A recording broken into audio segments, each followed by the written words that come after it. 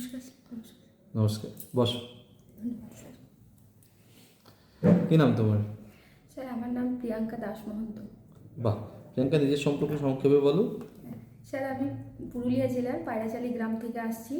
আমি 2011 শিক্ষাবর্ষে আমার মাধ্যমিক সম্পূর্ণ করি এবং আমি 2013 শিক্ষাবর্ষে আমার উচ্চ মাধ্যমিক আমি সম্পূর্ণ করি এবং 2019-21 শিক্ষাবর্ষে আমি আমার ডিএলএড সম্পূর্ণ করি। বর্তমানে আমি এখন গৃহশিক্ষকতা করি এবং অবসর সময়ে আমি রবীন্দ্রসঙ্গীত গাইতে ভালোবাসি। বাহ, রবীন্দ্রসঙ্গীত প্র্যাকটিস করেছো, মানে শিখেছো কোথাও? হ্যাঁ স্যার, শিখেছি। মানে কখন থেকে শিখছো? স্যার আমি যখন থেকে ক্লাস 8-এ পড়ি তখন থেকে আমি শিখছি। আচ্ছা, একটা রবীন্দ্রসঙ্গীত গিয়ে শোনাও। হ্যাঁ স্যার। মম চিত্তে নীতি নৃত্যে কে যে নাচে তাতা থই থই তাতা থই থই তাতা থই থই। মম চিত্তে নীতি নৃত্যে কে যে নাচে তাতা থই থই তাতা থই থই তাতা থই থই। তারি সঙ্গে কি মৃদঙ্গে সদা বাজে তাতা থই থই তাতা থই থই তাতা থই থই। মম চিত্তে নীতি নৃত্যে কে যে নাচে তাতা থই থই তাতা থই থই তাতা থই থই। তারি সঙ্গে কি মৃদঙ্গে সদা বাজে তাতা থই থই তাতা থই থই তাতা থই থই।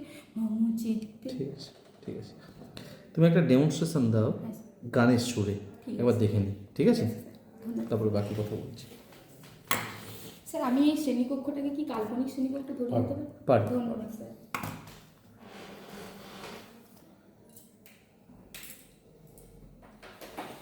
আমার ছোট্ট বন্ধু, তোমরা সবাই কেমন আছো? সবাই ভালো আছো? হ্যাঁ, আমিও খুব ভালো আছি। কি বলছো পরেশ? ও, আজকে তোমরা পড়বে না? আচ্ছা, কি করবে? ও, আজকে তোমরা গান করবে আর গান শুনবে? বাহ, ঠিক আছে। তাহলে তার আগে আমি বলি তোমাদের, আমি গতকাল রাত্রে একটা স্বপ্ন দেখেছি, জানো তো? শুনবে? কে কে শুনবে দেখি হাত তুলো তো। সবাই শুনবে? আচ্ছা, ঠিক আছে। তাহলে শোনো তাহলে স্বপ্নটা। আমি দেখছি ওপরে নীল আকাশ, সেখানে দেখো তো, এটা তোমরা কি ছবিটা আমি আঁকলাম? হ্যাঁ, ঠিক বলেছো, এটা তো একটা মেঘের ছবি। হ্যাঁ, সেই আকাশের নিচে এইরকম একটা বড় ক্ষেত, সেই ক্ষেতে অনেক গাছ রয়েছে। দেখো তো এটা আমি কি গাছ আঁকছি, তোমরা দেখে বলতে পারবে এটা কি গাছ? হ্যাঁ রিমা, তুমি বলো। হ্যাঁ, এটা একটা ধান গাছ। বাহ, খুব সুন্দর বলেছো। আচ্ছা, ধানের ইংরেজি প্রতিশব্দ কেউ বলতে পারবে? হ্যাঁ বলো, প্যাডি। বাহ, খুব সুন্দর বলেছো। আচ্ছা, তাহলে এখানে দেখছি ক্ষেতের মাঝখানে একজন কি যেন লিখছেন। দেখো তো চিনতে পারো কিনা ইনি কে? দেখো তোমরা ছবিটার দিকে। এনার মুখ ভর্তি দাড়ি আর বড় বড় চুল। হ্যাঁ বলো, ঠিক বলেছো, ইনি তো আমাদের কবিগুরু রবীন্দ্রনাথ ঠাকুর। ইনি লিখছেন। আমি গিয়ে জিজ্ঞাসা করলাম, আচ্ছা আপনি কি লিখছেন? উনি বললেন, তোমাদের জন্য আমি গান লিখছি। আমি বললাম, কি গান লিখছেন? তাহলে শুনবে তোমরা গানটা? আচ্ছা শোনো, তার আগে একবার মনে রাখবে, একবার তালি একবার খালি। তাহলে সবাই শোনো। আজ ধানের খেতে রৌদ্র ছায়ায় লুকোচুরি খেলা রে ভাই, লুকোচুরি খেলা। আজ ধানের খেতে রৌদ্র ছায়ায় লুকোচুরি খেলা রে ভাই, লুকোচুরি খেলা। নীল আকাশে কে ভাসালে সাদা মেঘের ভেলা রে ভাই, লুকোচুরি খেলা। তাহলে কি বললাম? আজ ধানের ক্ষেতে, এই যে ধানের ক্ষেত রয়েছে সেখানে এই যে ওপরে আকাশ রয়েছে, সেখানে একজন মামা আবার উকি দিচ্ছে। বলো তো ইনি কোন মামা? হ্যাঁ, ইনি তো সূর্যি মামা। ঠিক বলেছো। যখন এই সূর্যের আলো এই ধানের ক্ষেতে এসে পড়ছে তখন হচ্ছে রোদ। আবার এই মেঘেরা যখন ভেসে ভেসে বেড়াচ্ছে তখন কি আর সূর্যের আলো এখানে পৌঁছতে পারছে না তো, তখন আটকে যাচ্ছে, তখন হয়ে যাচ্ছে ছায়া। তোমরা লুকোচুরি খেলো তো? খেলো সবাই? হ্যাঁ, সেই রকমই এই সূর্যের আলো লুকোচুরি খেলছে। যখনই মেঘেরা ভেসে ভেসে বেড়াচ্ছে, সেই মাঝখান দিয়ে যখনই খেতে এসে পৌঁছাচ্ছে, তখনই রৌদ্র হচ্ছে। আবার যখনই আটকে যাচ্ছে সূর্যের আলো, তখনই হয়ে যাচ্ছে ছায়া। ঠিক আছে? ঠিক আছে, ঠিক আছে, ওকে। তাহলে আজকে এই পর্যন্তই। আবার পরের দিন আমরা এই গানের বাকি লাইনটুকু জেনে নেব।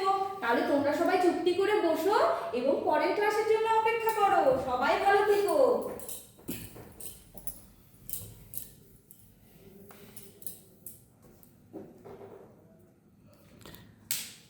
পুরোটা মুছো।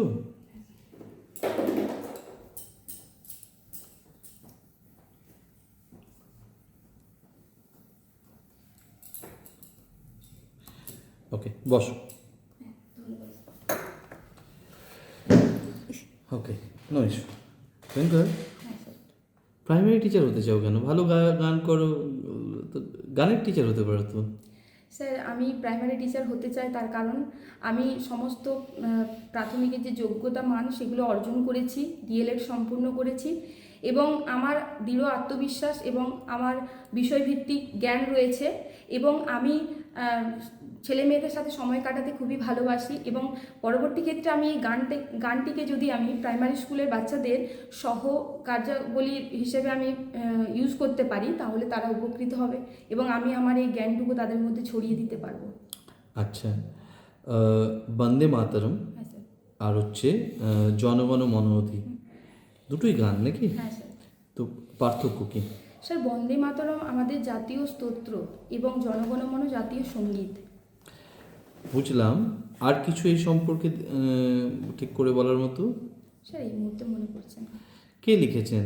স্যার, বন্দে মাতরম লিখেছেন বঙ্কিমচন্দ্র চট্টোপাধ্যায় এবং জনগণমন লিখেছেন কবিগুরু রবীন্দ্রনাথ ঠাকুর। রবীন্দ্রনাথের সময় কবিগুরু বসালেন আর বঙ্কিমচন্দ্র চট্টোপাধ্যায়? কোনো শ্রী নেই, কোনো মহাশয় নেই? সাহিত্য সম্রাট বঙ্কিমচন্দ্র তাহলে? চট্টোপাধ্যায়। সরি স্যার, আমি ভুলে গেছি। ঠিক আছে, ঠিক আছে। প্রথম দিন স্কুলে গেছো, হ্যাঁ স্যার। স্কুলে গিয়ে তুমি দেখলে যে ক্লাসটার মধ্যে বিশৃঙ্খলা চলছে পুরো ক্লাসটায়। তোমাকে প্রথম দিন কেউ চেনে না, ক্লাসে ঢুকেছো, এমন অবস্থায় কী করবে? সমস্ত ছাত্রছাত্রী বিশৃঙ্খল পরিস্থিতি। স্যার, প্রথমেই তাদেরকে আমি তাদের সাথে পরিচয় করে নেব এবং নিজের কিভাবে করবে? বিশৃঙ্খল চলছে তো, ক্লাসরুমে ঢুকিয়ে দেখছো এই চিৎকার করছে, ও ঝাঁপাচ্ছে, ও প্রথমে আমি লাফাচ্ছে। যদি গানের মাধ্যমে গান করি এবং তাদেরকে যদি মানে বিশৃঙ্খল পরিস্থিতিতে তুমি গান করতে যাবে? না স্যার, আমি তাদের সাথে তুমি শুনছোই তো তুমি একটার পর একটা অ্যান্সার দিয়ে যাচ্ছ। আমি বলছি বিশৃঙ্খল পরিস্থিতি আছে, কি করবে স্টেপ বাই স্টেপ বলো। আচ্ছা স্যার, প্রথমে আমি তাদেরকে থামাবো, বিশৃঙ্খলার কারণ জানার চেষ্টা করব। থামছে না? তাহলে স্যার বোর্ডে কিছু একটা ছবি আঁকবো এবং যদি তারা তারা শুনছে না, তারা এদিক ওদিক ঝাঁপাঝাঁপি চিনেন না তো তোমাকে। আচ্ছা স্যার, তাহলে স্যার তাদের সাথে বন্ধুত্বপূর্ণ আচরণ করব বা তোমার কথাই শুনছি না, আমি তো আচরণটা হবে কোথা থেকে? স্যার তাহলে তাহলে পথ কোথায়? এরকম সিচুয়েশন হয় কি হয় না বলো? হ্যাঁ স্যার হয়। তো কি করবে তুমি? স্যার, গানের মাধ্যমে তাদেরকে থামাতে, যদি আমি গান করি তারা যদি চুপ দিয়ে শোনে। এটা তোমার কল্পনা। সবই যদি, মানে তোমার ক্লাসকে কী করে ম্যানেজ করবে সেটা তোমার জানা নেই, তাই তো?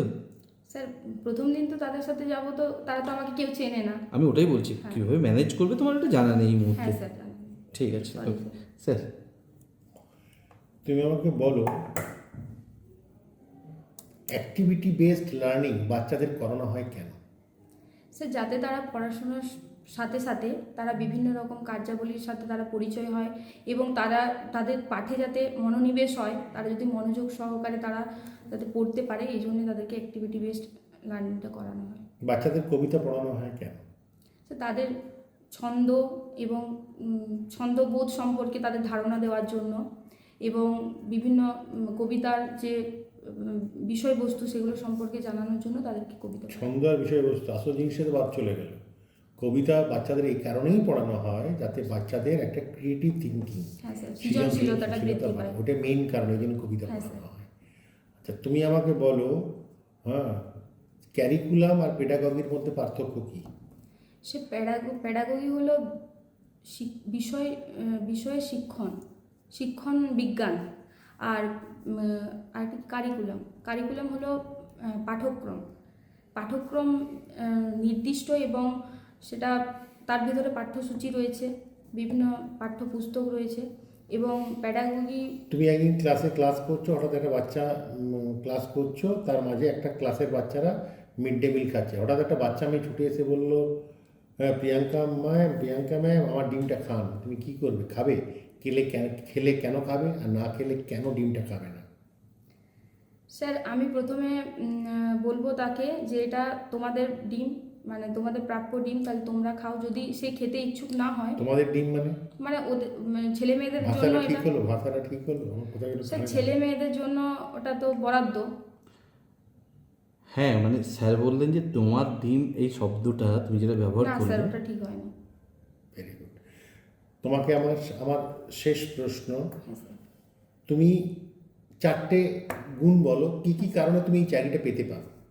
হ্যাঁ স্যার, আমার বিষয়ভিত্তিক জ্ঞান এবং ধৈর্যশীল। আমি যে কোনো পরিস্থিতিতে আমি ধৈর্যশীল এবং নমনীয়তা, এবং আমি সহজে শিশুদের সাথে মিশতে ভালোবাসি। লাস্ট প্রশ্ন, হ্যাঁ স্যার। একদিন স্কুলে ঝামেলা হয়েছে, কোনো এক দিদিমণি প্রিয়াঙ্কাকে ঠেলে দিয়েছে, দিদিমণি হ্যাঁ স্যার। কি করবেন? স্যার আমি ঠেলে দিয়েছেন, মানে উনি হয়তো অসাবধানবশত হয়ে গেছে। না, সত্য না, ঝামেলা হচ্ছে, কোনো এক বিষয় নিয়ে তর্ক বিতর্ক হচ্ছে, দিয়ে রাগের চোটে আপনাকে ধাক্কা স্যার দিয়ে আমি শান্ত হয়ে ওনাকে বোঝাবো যে ঠেলাঠেলি করা উচিত নয়। হ্যাঁ। যেহেতু এটা স্কুল, বাচ্চারাও শিখতে পারে। এই আমরা যেগুলো করব সেগুলোই, যে কার্যাবলীগুলো করব সেগুলো বাচ্চারা দেখে সেগুলো শিখে, কারণ বাচ্চারা সমস্ত কিছু শিখে তো বড়দের দেখেই শেখে। তাহলে এটা আমি ওনাকে বোঝাবো যে এরকম ঠেলাঠেলি করা উচিত নয়। পুরুলিয়ার ভৌগোলিক প্রেক্ষাপট বলো। হ্যাঁ স্যার, পুরুলিয়াতে অযোধ্যা পাহাড় রয়েছে, এবং পুরুলিয়াতে গড় পঞ্চকোট যে রাজবাড়ি রয়েছে। এছাড়া এখানে প্রাকৃতিক সৌন্দর্য রয়েছে, যেমন বসন্তকালে যে পলাশ ফুল, সেই পলাশ ফুলের মন দিয়ে শোনো, ভৌগোলিক প্রেক্ষাপট বলতে কি বোঝায় জানা আছে কি? সে সীমানা। শুধু সীমানা নয়। ক্লাস 10-এ তুমি জিওগ্রাফি পড়েছিলে? হ্যাঁ স্যার, বলবো আরেকবার। ভারতের ভূপ্রকৃতি, নদ নদী, স্বাভাবিক উদ্ভিদ, জলবায়ু, মৃত্তিকা। পুরুলিয়ারও তো সেগুলোই বলতে হবে, চতুর্সীমা প্লাস এইগুলো। হ্যাঁ স্যার। বল। হ্যাঁ স্যার, পুরুলিয়ার পূর্ব দিকে বাঁকুড়া, পশ্চিম বর্ধমান জেলা রয়েছে, বাকি 3 দিক ঝাড়খণ্ড রাজ্য দ্বারা সীমাবেষ্টিত। এছাড়া পুরুলিয়ার মধ্য দিয়ে কংসাবতী, কুমারী এই নদীগুলি প্রবাহিত হয়েছে, এবং পুরুলিয়াতে পলাশ গাছের যে সমাহার দেখা যায়। আর স্যার এখানে অযোধ্যা পাহাড়, যেটা প্রাকৃতিক সৌন্দর্যের জন্য সবাই এখানে পর্যটন যে শিল্প গড়ে উঠেছে। পুরুলিয়া ছোটনাগপুর মালভূমির অন্তর্ভুক্ত অঞ্চল। হ্যাঁ স্যার, এখানে কোথায় বললে? মাটি কোথায় বললে? জলবায়ু কীরকম? স্যার এখানে চরম ভাবাপন্ন জলবায়ু। মানে আমি বলার পরে বলবে? হ্যাঁ স্যার। হচ্ছে, ঠিক আছে, ঠিক আছে, এসো, হ্যাঁ স্যার, ধন্যবাদ স্যার। ফিরে এসো, ফিরে এসো। ফিডব্যাক টাইম, বসো। প্রিয়াঙ্কা দাস মহান্ত, তোমার অ্যাকচুয়াল টাইটেল কি, মানে বাবার বাড়ির টাইটেল? হ্যাঁ স্যার, বাবার বাড়ির টাইটেল দাস, আর তুমি মহান্ত হ্যাঁ। বিয়ে হয়েছে, ঠিক আছে, বুঝতে পেরেছি। তোমার মধ্যে একটা টিচার সুলভ দর্শন রয়েছে, হ্যাঁ স্যার। একটা শান্ত ধীর স্থির একটা প্রকৃতিও রয়েছে, ঠিক আছে, হ্যাঁ, যেটা তোমাকে কিন্তু অন্য যে কোনো ব্যক্তিত্বের তুলনায় আলাদা একটা টিচার ব্যক্তিত্ব তৈরি করে। গান তোমার স্ট্রং পয়েন্ট, অবশ্যই তুমি গান করো, কিন্তু তোমার ড্রেসিং সেন্স আজকে আমার ভালো লাগেনি। তোমার এই লাল কালার বা এই লাল হলুদের শাড়ি ইন্টারভিউ এর জন্য ঠিক উপযুক্ত নয়, ঠিক আছে না? নেক্সট দিন আমি অবশ্যই হালকা কালারের শাড়িতে আমি দেখতে চাই, ওকে? তোমার ডেমনস্ট্রেশন খুব ভালো লেগেছে আমার, ভালো বলেছো, কারণ হচ্ছে তুমি গান দিয়ে বুঝিয়েছো, ছবি দিয়ে বুঝিয়েছো, এনগেজিং করেছো, এক্সপ্রেশন ছিল তোমার পড়ানোর সময়, সৃজনশীলতা ছিল সব থেকে ইম্পর্টেন্ট ফ্যাক্টর, যেটা টিচার স্টুডেন্ট হিসেবে তোমার সঙ্গে কানেকশান তৈরি হচ্ছিল, ঠিক আছে না? ভালো পড়াচ্ছিলে, কিন্তু নেগেটিভ দিকও আছে কিছু। সব প্রশ্নের উত্তর যদি জানা না থাকে, দেওয়ার প্রয়োজন নেই। আচ্ছা, সেই জায়গাগুলো, সিচুয়েশন বেসড যে কোশ্চেনগুলো, ওগুলোও জানা না থাকলে না, সিচুয়েশন বেসড কোশ্চেন জানতেই হবে। পারলে ওই প্রচেষ্টার যে ওয়ান স্টপ সলিউশন আমাদের যে বইটা আছে তোমার কাছে, হ্যাঁ স্যার। পড়েছো ওখানে? স্যার পুরোটা পড়া হয়নি। ওই জন্যই অ্যান্সার দিতে পারছো না, কিন্তু এখানে তো ওই কোশ্চেনগুলো আছে দিয়ে। তাহলে ম্যানেজমেন্ট এবিলিটি তোমার একটু কম আমার মনে হয়েছে, ঠিক আছে না? হ্যাঁ, স্যার ওই ছাত্রটা বিশৃঙ্খল করছে, ওটা কি বলবো? ওটা সব অ্যান্সার দেওয়া আছে, আমি এখন দিচ্ছি না। এক কথায় বুঝিয়ে দিই, যদি কেউ বিশৃঙ্খল করে আপনি প্রথম আগে থেকে তাদেরকে চুপ করাবেন, হ্যাঁ হ্যাঁ। মুখে আঙুল দিয়ে, এই তো ছোট্ট কথা, এই চুপ কর চুপ কর এদিকে আয়। বোর্ডে যদি আমি একটা মানুষের ছবি কিচ্ছু বুঝবে না, বাচ্চারা কি বোঝে? বাচ্চারা কিছু বাচ্চা বোঝে আছে? না। না, বাচ্চা কখনো বোঝে? চুপ কর, যে কোনো মূল্যে আপনাকে সাইলেন্ট করতে হবে। তারপর ছবি আঁকলেন, গাল করলেন, পরে সেকেন্ড টাইম আমি এখানে একটা দারুণ জিনিস বলছি, মন দিয়ে শোনো। ছোট বাচ্চারা আকৃষ্ট কিসে হয়? পড়াশুনোতে না খেলাধুলোতে? খেলাধুলা। যদি আমরা বলি গিয়ে এই আজকে আমরা একটা দারুণ খেলা খেলবো, এমন কিছু কথা বলা যেটার দ্বারা ওরা আকৃষ্ট হবে, তবেই না তারা তোমার কথা শুনতে শুরু করবে, হ্যাঁ কি না বলো? তাহলে তুমি যদি একবার তাদের অ্যাটেনশনটা, তোমার বিশৃঙ্খল পরিস্থিতিতে তুমি গান করলে অ্যাটেনশন আসবে না। কখন অ্যাটেনশন আসবে? যখন তুমি এমনভাবে কোনো একটা পরিস্থিতি তৈরি করবে যেটার দ্বারা ওরা আকৃষ্ট হবে। বুঝতে পারলাম কথাটা? ঠিক আছে। তো ম্যানেজমেন্ট এবিলিটিটাতে একটু কাজ করবে, সিচুয়েশন বেসড কোশ্চেনে একটু কাজ করবে, বাকি এমনি ওভারঅল তুমি যথেষ্ট স্ট্রং ক্যান্ডিডেট। আজকে তুমি আমার কাছ থেকে পার্সোনালিটিতে 3.5 পাচ্ছ, ডেমনস্ট্রেশনে 4.5 পাচ্ছ, টোটাল কিন্তু তোমার হয়ে যাচ্ছে 8। ঠিক আছে? ওকে। প্রিয়াঙ্কা, যেটা বললাম, যে সিচুয়েশনে বেস্ট কোশ্চেনের কোনো পারফেক্ট আনসার হয় না, এটা নির্ভর করছে তুমি তোমার সলিউশন কীভাবে দিচ্ছ। কনফিডেন্টলি দেবে, না পারলে না বলবে, ঠিক আছে? প্রথমে স্টেপ বাই লজিক্যালি ভাববে, যে বলো বাচ্চাদের চুপ করাতে হবে বা কিছু একটা কথা বলতে হবে, লজিক্যালি ভাববে। রান্না যখন করতে হয়, তুমি ভাতটা রান্না করার সময় আগে কি চালটা দিয়ে জল ফল সব ঢেলে দিলে না তো? এইটুকু মাথায় রাখবে। তোমার মধ্যে যেটা আছে, তোমার মধ্যে পড়ানোটার জায়গাটাতে যথেষ্ট সুন্দর, গানটা করতে পারো, গানটাকে কাজে লাগাবে। তো আমি তাহলে আমি হবিটা গানটা বলবো। একদম একদম বলবে, কেন বলবে না? আর প্রশ্ন উত্তর দেওয়ার সময় কোথাও কোথাও ক্ল্যারিটি নেই। পুরুলিয়ার উত্তরে যেমন তুমি পুরুলিয়ার ভৌগোলিক প্রেক্ষাপটে তুমি 3বার তুমি ও বললো ওই উত্তরটা পেলাম না। আচ্ছা, এবার যে কিছু কিছু ক্ষেত্রে তোমার একটু স্পিড বেড়ে যাচ্ছে, ওই বাচ্চাদের ওখানে বোঝাতে গেলেও মানে মানে ধরো 80 স্পিড দরকার, তোমার 90 হচ্ছে, ওই 10 স্পিডটা কমিয়ে নিও। একটু ভিডিও দেখো, প্রচেষ্টার ভিডিও বা বই টইগুলো আছে দেখো।